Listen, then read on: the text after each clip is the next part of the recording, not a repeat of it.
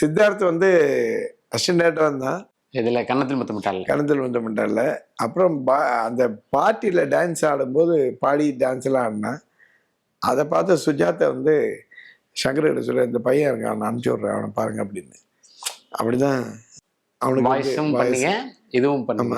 இப்போ பார்த்தீங்கன்னா பாய்ஸில் ஒர்க் பண்ண இன்னொரு பையன் வந்து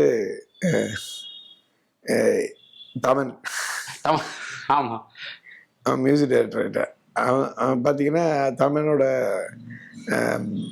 இப்போ பார்த்தீங்கன்னா அவர் ஒரு பெரிய மியூசிக் டைரக்டர். பீம்லா நாயக் இது ஓஜி கரெக்ட். ஸோ அவர் ஒரு பெரிய மியூசிக் டைரக்டர். இப்போ தெலுங்குல ஒரு நம்பர் 1 மியூசிக் டைரக்டர் அவர். அது மாதிரி இன்னொரு ஆள் வந்து இப்போ ரன்வீர் சிங் இருக்காருல்ல, அவரும் அசிஸ்டன்ட் டைரக்டராக தான் இருந்தார். ரன்வீர் சிங் யார்கிட்ட சார் இருந்தார்? ஷாத் அலி கிட்ட. ஓ, ஸோ அவர் ஒரு அசிஸ்டன்ட் டைரக்டர் இருந்தார்.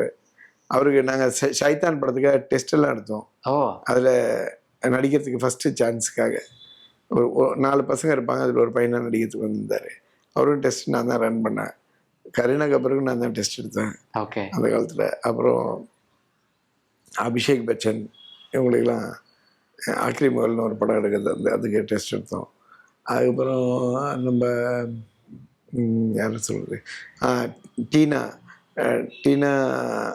வந்து யாருன்னா இவங்க ட்விங்கிள் கண்ணா, அவங்களையும் இவர் பாபி டியூவில் ஃபர்ஸ்ட் படம் பர்சாத்து, அது ஒரு 75 நாள் நான் ஷூட் பண்ணேன்.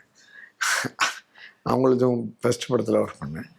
தபூது ஃபர்ஸ்ட் படம் ஒர்க் பண்ணியிருக்கேன், பிரேம்னு. ஸோ ஏகப்பட்ட பேர்.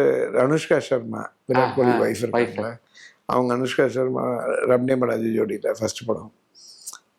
ஸோ ஜெனிலியாவுக்கு ஃபர்ஸ்ட் படம் அது பாய்ஸ். ஸோ அது மாதிரி நிறைய பேருக்கு ஃபர்ஸ்ட் படம் ஒர்க் பண்ணியிருக்கேன்.